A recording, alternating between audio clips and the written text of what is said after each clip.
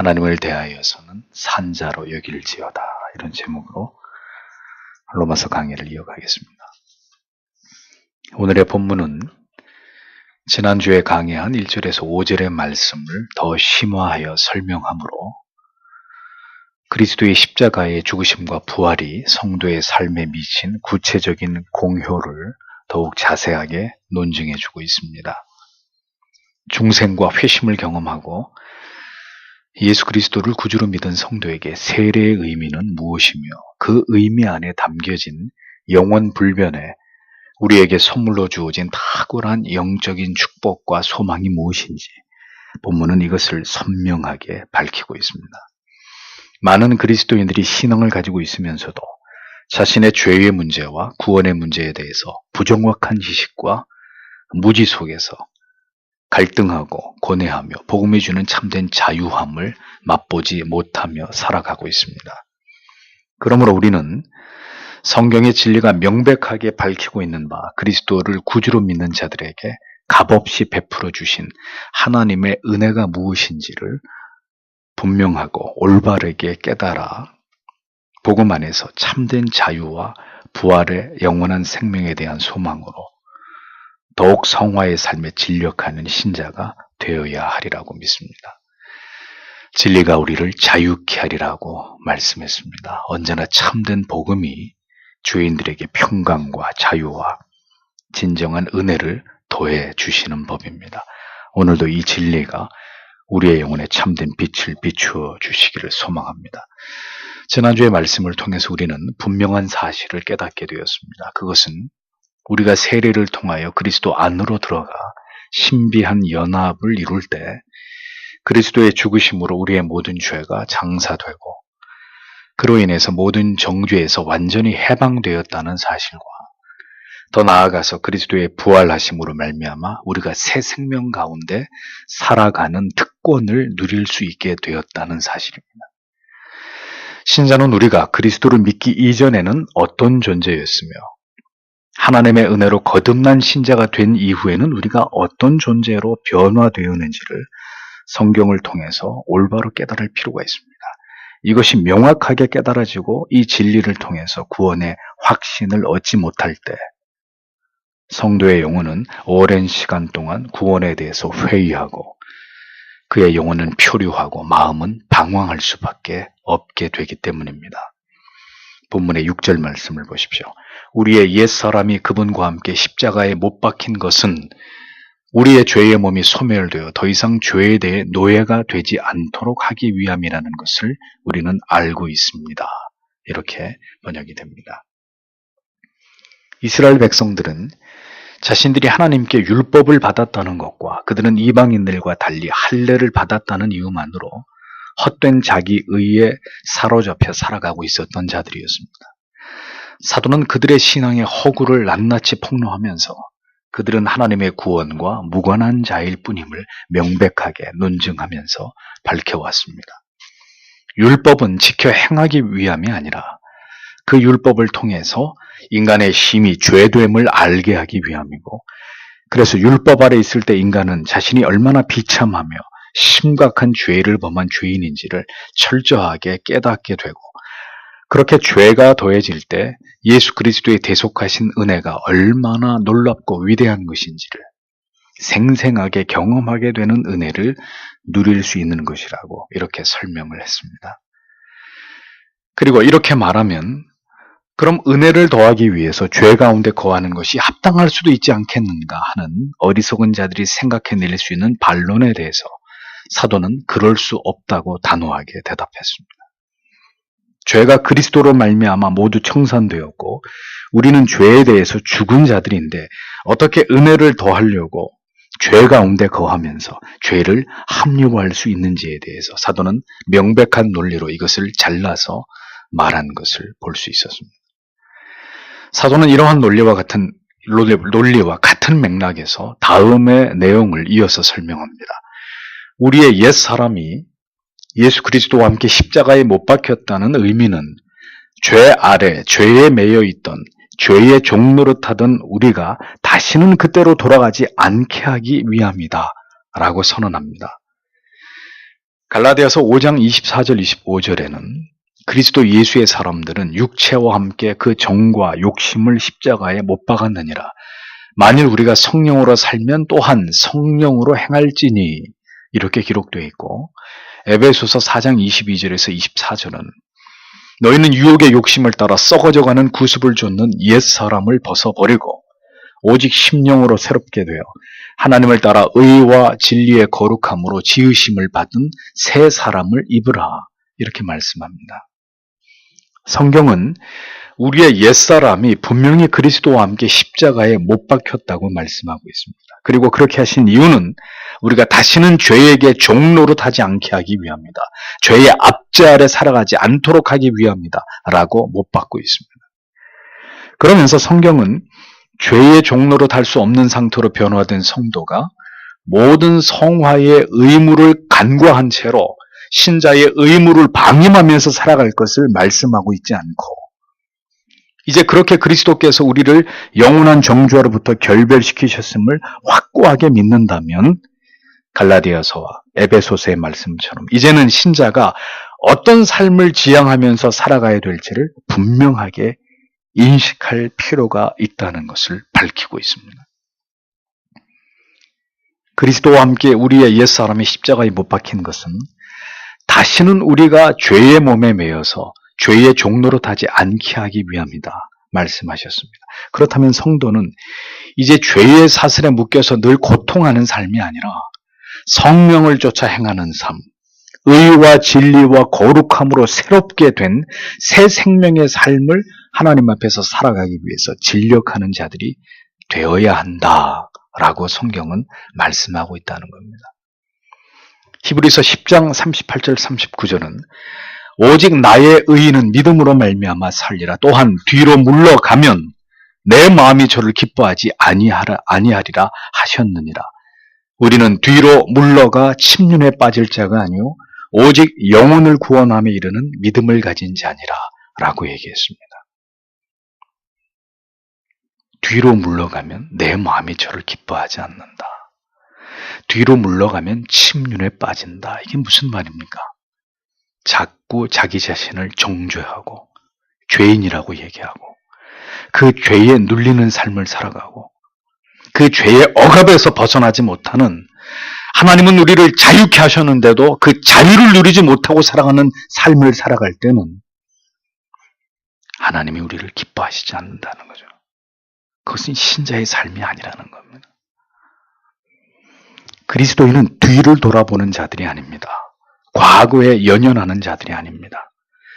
그것은 우리의 신분이 과거로 절대로 되돌아갈 수 없고 우리가 그리스도의 피로 거듭난 이후로 이전에 죄 아래 있을 때의 삶을 결코 생각할 이유가 없는 자들이 되었기 때문입니다.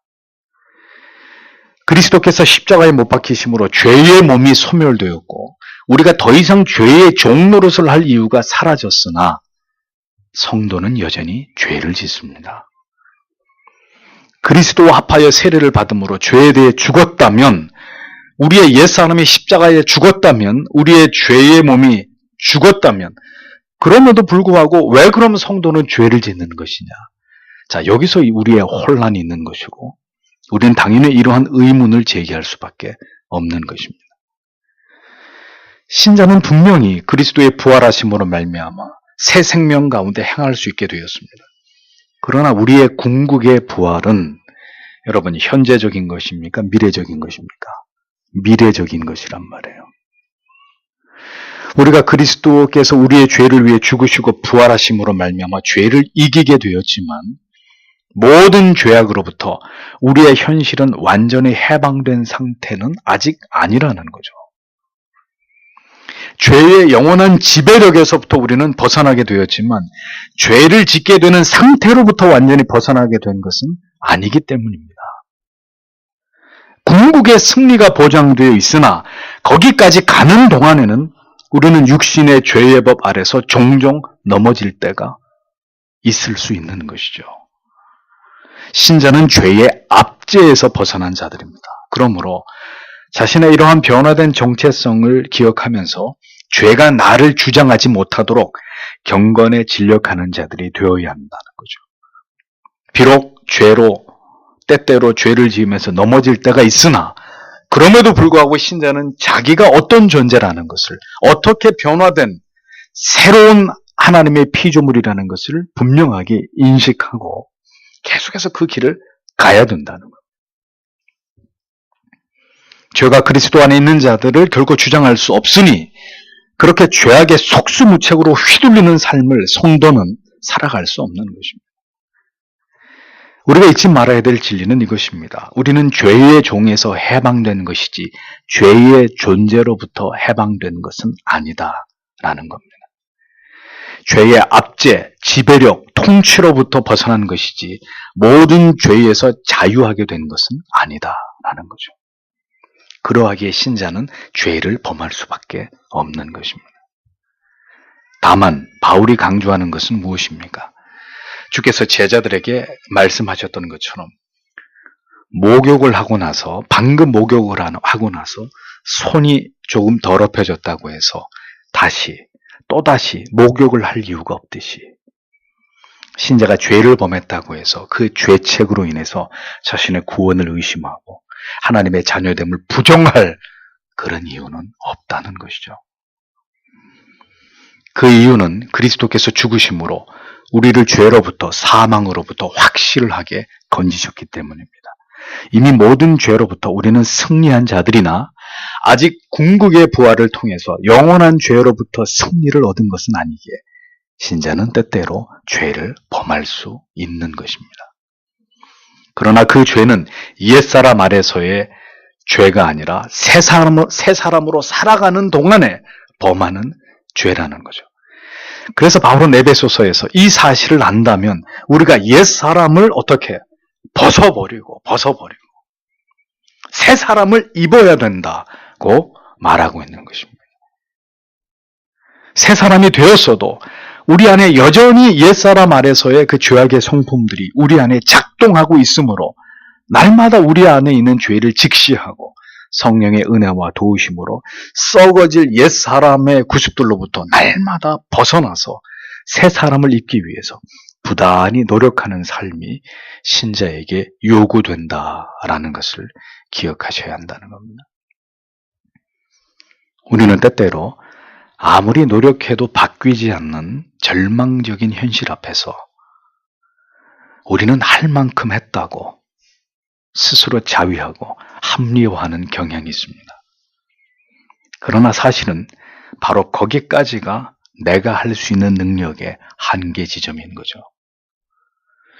우리에게 하나님의 은혜가 필요하고 간절히 그 은혜를 구해야만 되는 이유는 바로 그 지점에서부터는 우리의 힘으로 되는 것이 아니라 하나님의 은혜와 도우심이 없으면 결코 그 다음 단계로는 단 한 발짝도 우리의 힘으로 넘어갈 수 없기 때문입니다.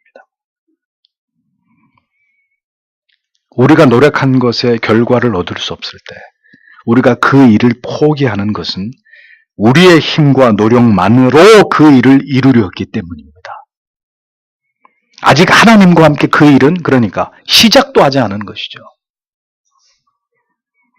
하나님께서 우리에게 은혜를 주시는 것은 자신의 현실과 자신의 모습에만 만족하게 하기 위함이 아닙니다. 하나님이 원하시는 모습으로 내가 변화됨으로 나를 통해서 다른 사람과 나의 환경을 바꾸고 고치시기 위함이라는 것을 우리는 잊어서는 안 됩니다. 은혜 받은 사람에게서 자기 한계를 초월하는 자기 부인의 노력의 열매가 그 부단한 인내의 모습이 나타나지 않는다면 그것은 은혜를 받은 것이 아닙니다. 은혜를 받았습니까? 나 때문에 마음의 평안과 위로와 기쁨을 누리는 사람들이 지금 내 주위에 얼마나 더 늘어났는지를 생각해 보십시오. 그러면 무엇이 진정한 하나님의 은혜인지 정확하게 알게 되실 것입니다.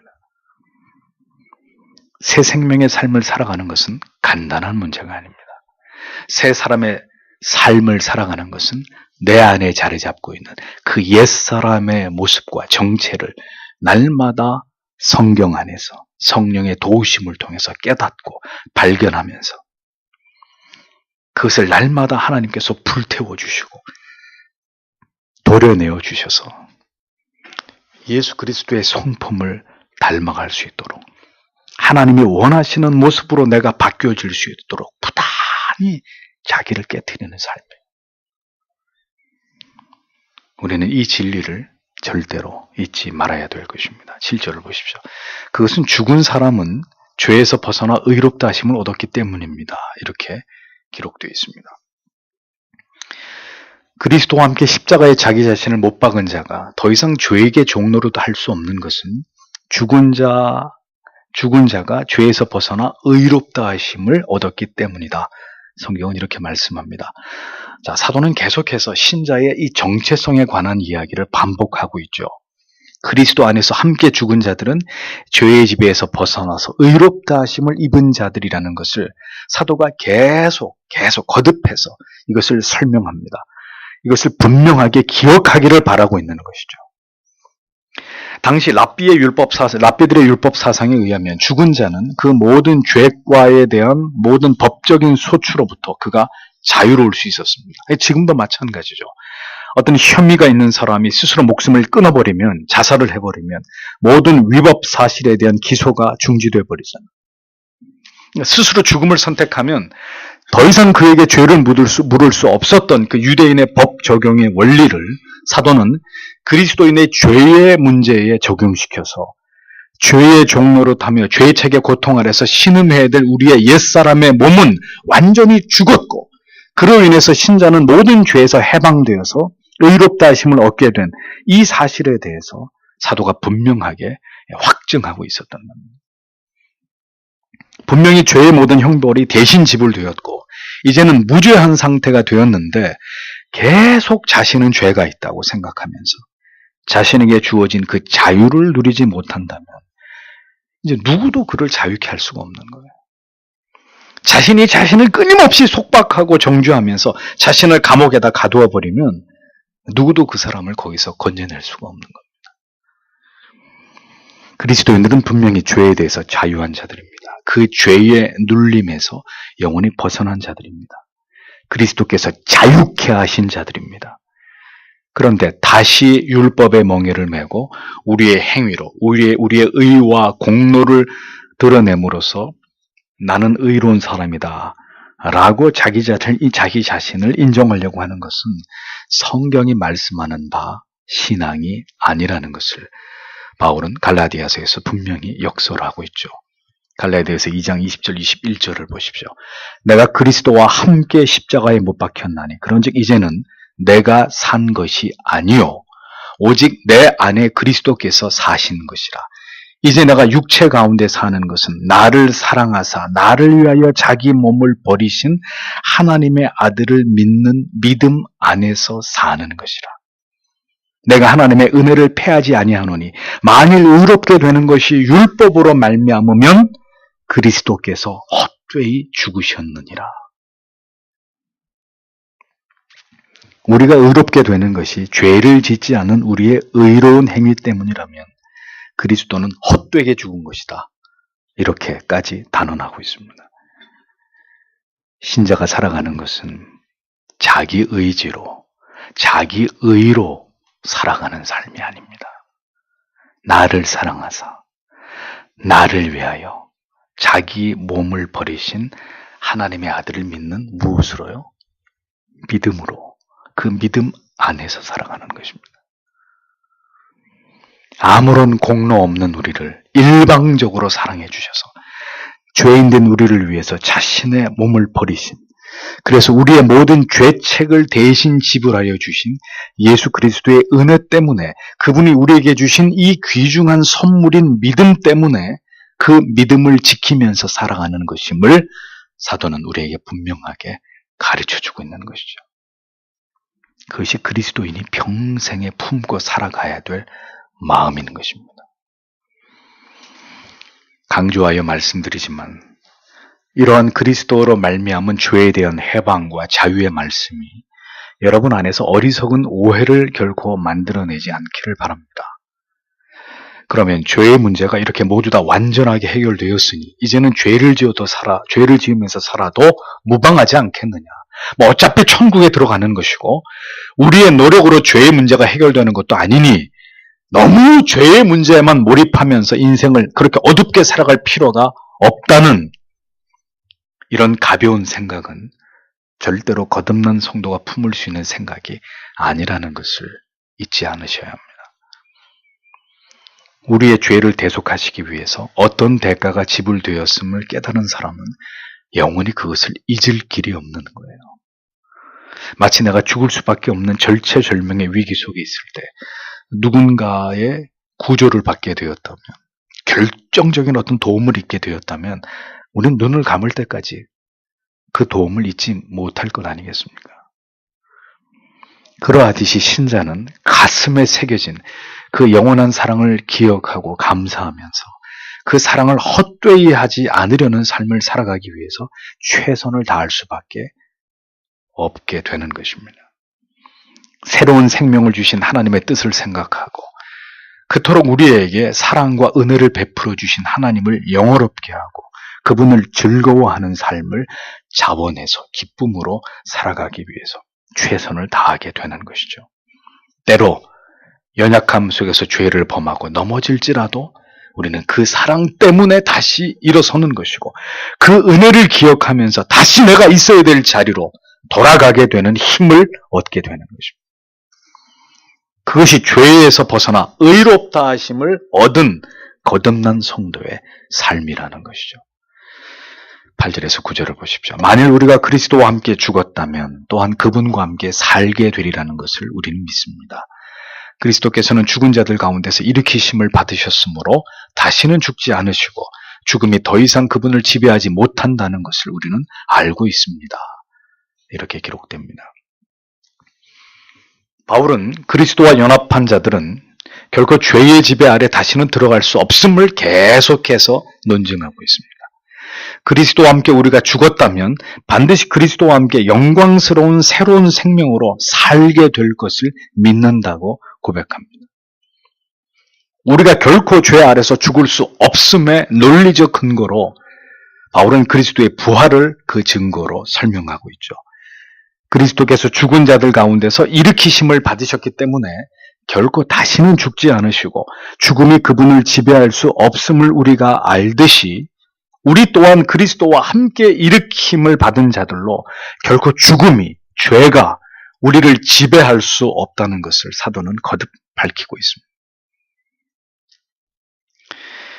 우리가 누구인지를 알고 우리의 믿음이 어떤 가치인지를 아는 것은 우리를 무지와 하나님에 대한 오해로 말미암은 모든 회의와 불안과 두려움으로부터 해방시켜주는 열쇠가 되는 것입니다. 구원을 받은 그리스도인들에게 그 구원이 무엇에 근거하며 우리의 믿음과 죄의 문제가 신앙 안에서 어떻게 정의되는지를 아는 것보다 더 중요한 것은 없는 것입니다. 성도는 자신의 죄의 문제가 그리스도의 죽으심과 부활하심을 통해서 완전하게 해결되었다는 사실을 믿어야 합니다. 이 진리를 우리가 알고 있음에도 우리가 자주 주저앉게 되는 이유는 다시 말하지만 그럼에도 불구하고 우리가 여전히 범죄하기 때문이라는 거예요. 죄의 지배 아래에서 벗어났다는 성경의 선언과는 달리 여전히 죄를 범하고 있는 불완전한 우리 자신의 모습으로 인해서 죄로부터 해방을 선언하신 그리스도의 영원한 대속의 공로에 대한 신뢰가 때때로 흔들리고 불안해질 때가 있다는 거죠.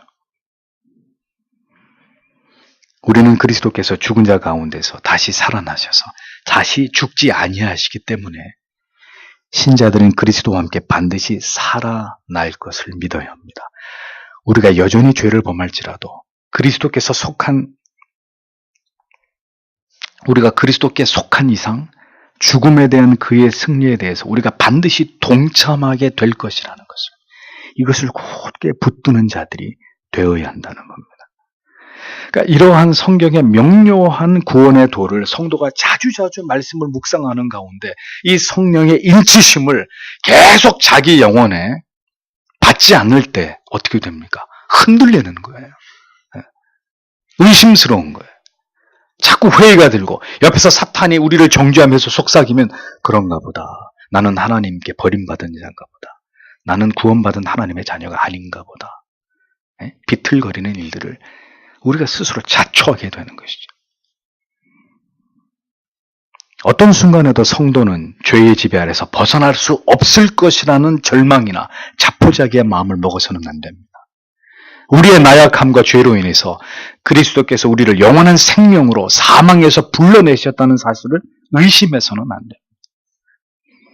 그리스도와의 연합됨의 의미, 우리의 죄의 문제가 어떻게 그리스도로 말미암아 영원히 해결되었는지에 대한 선명한 지식을 성경은 구원받은 하나님의 자녀들에게 계속해서 전달하고 있습니다. 예수 그리스도의 구주되심을 확신하는 모든 자들은 그러므로 자신의 연약함을 바라보지 말아야 합니다. 오히려 그렇게 넘어지고 쓰러질 때마다 더욱 그리스도를 바라보고 그리스도를 통해서 다시 일어날 힘과 죄 용서의 감격을 경험하면서 새 생명 안에서의 복된 삶을 계속해서 살아나가야 될 의무가 있다는 것을 기억해야 한다는 거죠. 사도는 여기서 멈추지 않고 죄의 지배가 어떻게 영원히 끝나게 되었는지를 다시 더 깊이 논증합니다. 여러분은 사도가 그토록 우리에게 강조하고 있는 명백한 진리가 무엇인지를 이 성경의 말씀을 통해서 분명히 발견하셔야 되고 그것이 여러분의 영혼에 분명하게 새겨지도록 하셔야 합니다. 10절에서 11절을 보십시오. 그리스도께서 죽으시는 것은 죄에 대해 단 한 번에 죽으신 것이지만 그분께서 사시는 것은 하나님께 대해 사시는 것입니다. 이와 같이 여러분도 여러분 자신을 죄에 대해서는 죽은 것으로 여기고 하나님께 대해서는 그리스도 예수 안에서 살아있다고 여기십시오. 사도는 또다시 그리스도의 죽으심의 의미를 여기서 설명합니다. 이렇게까지 같은 의미를 반복하고 있다는 것은 이 말씀이 갖는 의미가 매우 중요하고 성도가 이 말씀에 대한 분명한 이해와 깨달음과 믿음을 가져야 하기 때문입니다. 그리스도의 죽으심은 많은 사람들의 죄를 대속하시기 위한 단번에 유일하게 들이신 것이었습니다. 역사적인 단 한 번의 사건으로 모든 세대에 영원히 그 공효가 나타나게 되는 것입니다. 그것이 그리스도의 대속이 갖는 가장 위대한 의미입니다. 그리스도께서 그렇게 단번에 자신을 드림으로 영원의 죄로부터 우리를 건지셨듯이 우리의 죄는 그렇게 그리스도의 죽으심을 통해서 영원히 그 지배력을 잃게 되는 것입니다. 성경은 그리스도의 죽으신 사건을 부정과거형으로 다루고 있습니다.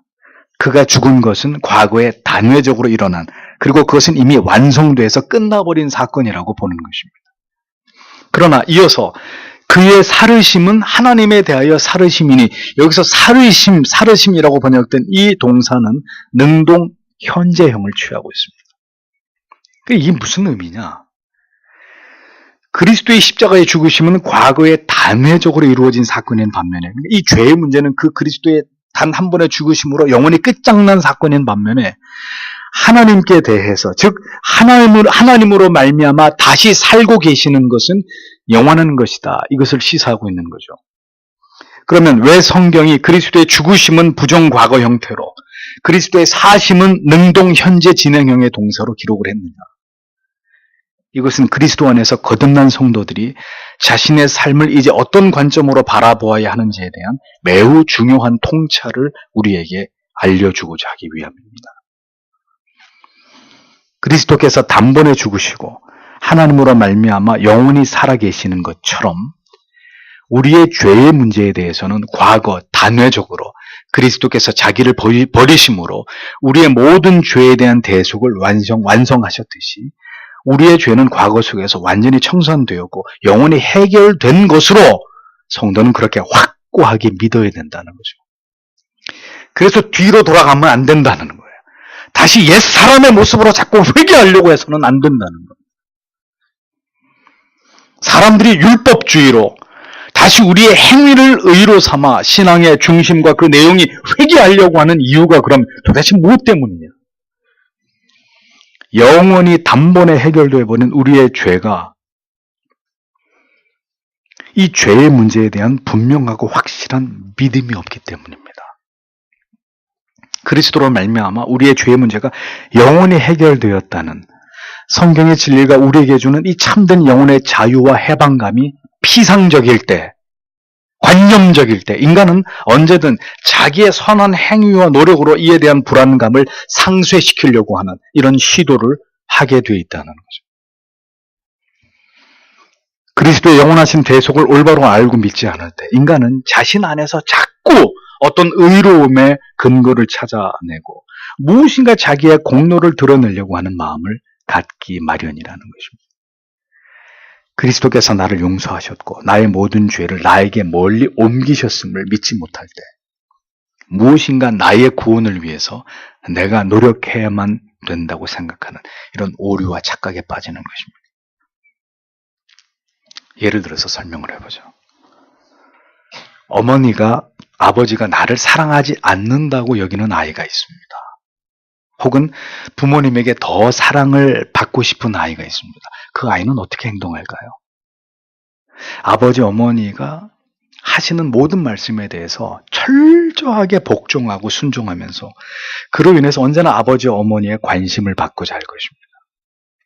근데 문제는 그 아이의 마음이 그런데 언제나 불안하다는 것이죠. 그 이유는 아버지, 어머니가 나를 사랑해 주지 않으면 어떻게 하나 항상 그것을 염려하기 때문입니다. 언제나 누구보다도 먼저 아버지의 부름에 응답하고 어머니의 부탁에 항상 자신을 내놓습니다. 사랑을, 더 많은 사랑을 독점하고 싶기 때문이죠. 그런데 문제는 그렇게 아버지, 어머니에게 집중되어 있다 보면 아버지, 어머니의 어떤 말과 행동에 쉬 상처를 받고 낙심하게 되기 마련이라는 겁니다. 어느 날 아버지가 자기 이름을 불러주지 않고 다른 형이나 동생이나 누나나 언니의 이름을 불러주면 그것 때문에 불안하고 어머니가 자기에게 어떤 일을 시키지 않으면 그것 때문에 질투가 일어나는 겁니다. 사랑받고 있다고 느끼지 못하기에 내가 받는 사랑이 나의 노력에 의한 결과물이라고 여기기 때문에 이 아이는 항상 피곤하고 두렵고 불안할 수밖에 없는 거예요. 이 아이의 가장 큰 문제가 무엇일까요? 부모님의 사랑을 곡해하고 있다는 겁니다. 부모님의 사랑은 나의 노력 여하에 달려있다고 과도하게 그것을 확신하고 있기 때문입니다. 신자가 하나님의 사랑을 오해할 때 십자가 위에서 완성하신 그 사랑을, 그 죄로부터의 영원한 해방을 확신하지 못할 때 신자의 삶은 한없이 피곤해지는 것입니다. 더 사랑받기 위해 몸부림쳐야 되고 그 하나님의 눈밖에 나면 어떻게 하나 두려워하게 되고 죄를 지으면 하나님께 버림을 당할까 노심초사하게 되고 나의 신앙에 열심히 식어지면 하나님의 사랑도 식어질 것이라고 여겨서 언제나 자신을 율법에 묶어두고 스스로를 채근하게 되는 그런 삶을 살아가게 되는 것입니다. 그것은 하나님이 원하시는 신앙의 모습과는 다른 것이란 말이죠. 성도 여러분, 여러분은 진정으로 그리스도 예수 안에서 자유함이 있으십니까? 아이는 실수할 수 있습니다. 부모님의 말씀에 불순종할 수도, 때로는 거칠게 반항하기도 합니다. 그러면 그 아이는 버려지는 것입니까? 부모의 눈밖에 나고 이제 자식으로 인정받을 수 없게 되는 것입니까? 절대로 그렇지 않지 않습니까? 자식은 그럴 수 있는 것입니다. 그렇게 연약하고 어리석고 나약하고 불순종할 수 있는 것입니다. 그러나 부모의 사랑은 그 모든 것을 다 덮고도 남는 사랑이지 않습니까? 그런데 아이가 그 부모님의 사랑의 넓이와 깊이를 모른다면 앞에서 말한 것처럼 그 사랑 안에서 참된 자유와 기쁨과 평강을 누리기보다는 언제나 불안하고 두렵고 의심이 들 수밖에 없는 것이라는 거죠. 왜 우리는 그리스도 예수 안에 있다고 하면서도 늘 불안하고 두려운 것이냐? 우리의 죄 때문에, 우리의 연약함 때문에, 언제나 불편하고 마음이 무겁고 하나님의 사랑을 잃어버릴까 두려워하고 있는, 여러분, 그것이 우리의 모습이 아니냐는 거죠. 십자가에서 이루신 그 위대한 대속의 의미를 우리가 선명하게 알지 못할 때 우리는 그 아이처럼 부모의 사랑하는 자식인데도 그 부모의 사랑을 제대로 알지 못하고 느끼지 못하게 늘 뭔가가 부족하고 뭔가가 두렵고 뭔가가 항상 의심스럽고 항상 질투해야 되는 그 괴로움에서 벗어나지 못하는 그런 삶을 사는 것입니다. 대속하심, 죄에 대해서 죽으심과 하나님에 대해서 살으심의 의미를 우리가 전혀 올바로 이해함이 없이 그동안 하나님을 신앙해 왔기 때문에 우리의 신앙에 자유함과 기쁨과 평강은 없고 늘 죄책감과 정죄와 버림받을 것에 대한 두려움만이 우리를 지배하는 이런 잘못된 믿음 생활을 우리가 해온 것은 아닌가 생각해 볼 필요가 있다는 것입니다. 로마서 14장 17절 18절은 하나님의 나라는 먹는 것과 마시는 것이 아니라 오직 성령 안에서 의와 평강과 희락이라. 이로써 그리스도를 섬기는 자는 하나님께 기뻐하심을 받으며 사람에게도 칭찬을 받느니라 라고 말씀했습니다. 신앙은 뭐라고요? 두려움과 근심과 불안이 아닙니다. 물론 우리가 죄를 범할 때 우리 양심은 즉각 이에 반응해서 죄책을 느끼고 마음의 평강이 깨지는 것은 사실입니다. 또 그런 반응이 있어야 우리가 하나님께로 나아가서 죄를 회개하고 다시 돌이켜서 우리의 삶의 방향을 재조정하기도 하는 것이죠. 그러나 언제나 항상 두렵고 회의적이고 불안하고 초조하다면 그것은 우리의 믿음이 무엇에 기반하는 것인지를 의심해 보아야 한다는 거죠.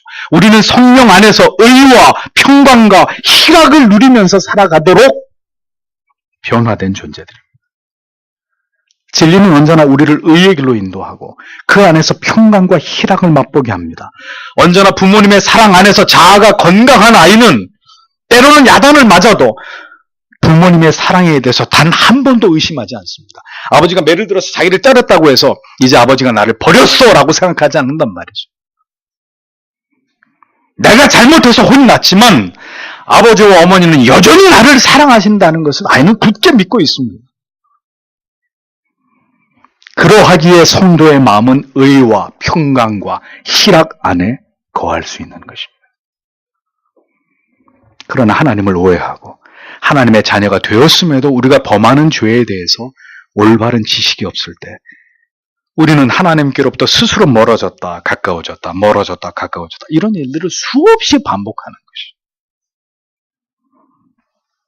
하나님께서는 변함없이 그곳에 계시는데 우리의 마음이 하나님에 대해서 죄에 대해서 잘못된 지식으로 인해서 불편하고 불안하고 두려움을 느끼게 되고 어떨 땐 반대로 또 너무 즐겁고 기쁘고 이런 굉장히 불안한 가변성을 갖게 되는 것이라는 겁니다. 이 모두가 우리가 여전히 하나님에 대해서 우리의 죄에 대해서 우리가 무지하기 때문에 일어나는 일들이다라는 것입니다. 사도는 말합니다.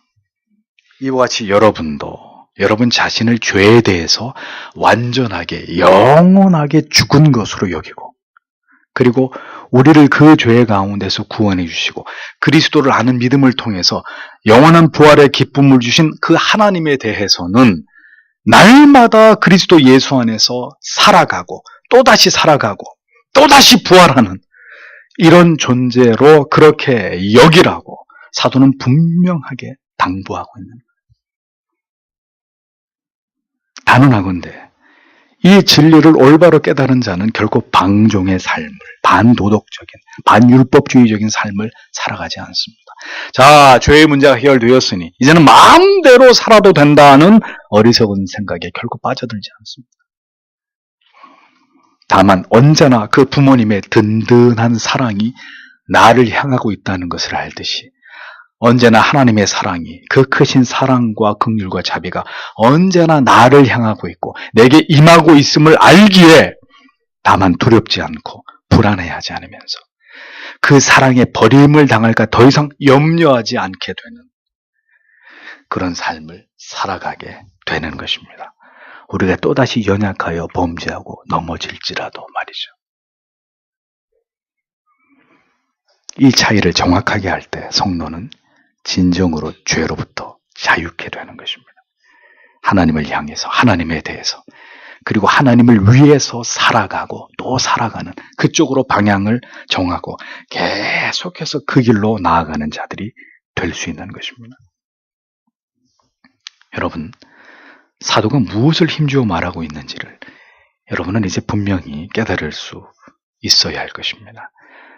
율법주의에 찌들어서 언제든 그 정주 아래 살아가던 유대인들에게 사도는 이신층의 복음을 설명해 주면서 우리가 예수를 믿을 때 우리의 죄의 문제가 어떻게 되는 줄 아느냐? 이 죄의 문제가 어떻게 해결되는 줄 아느냐? 이걸 자세하게 로마에 있는 유대인들에게 논증하면서 그들에게 복음을 설명하고 있는 거예요. 그러므로 이 진리는 유대인들에게 어둠을 밝히는 생명의 빛이 되었던 거죠. 누구에게든 이 생명의 빛이 그 영혼에 비추어지기 전까지 그 영혼은 흑암 아래 살아가게 됩니다.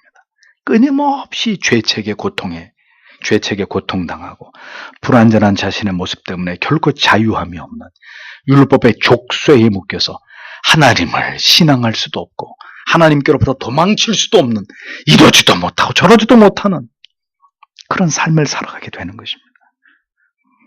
복음이 무엇인지, 그리스도로 말미암은 우리가 얻게 된 자유가 무엇인지 올바로 이해하지 못했고 깨닫지 못했기 때문에 계속 어두움의 터널 속에서 마치 끝이 보이지는 않는 것처럼 그런 삶을 살아갈 수밖에 없게 되는 것이라는 거죠.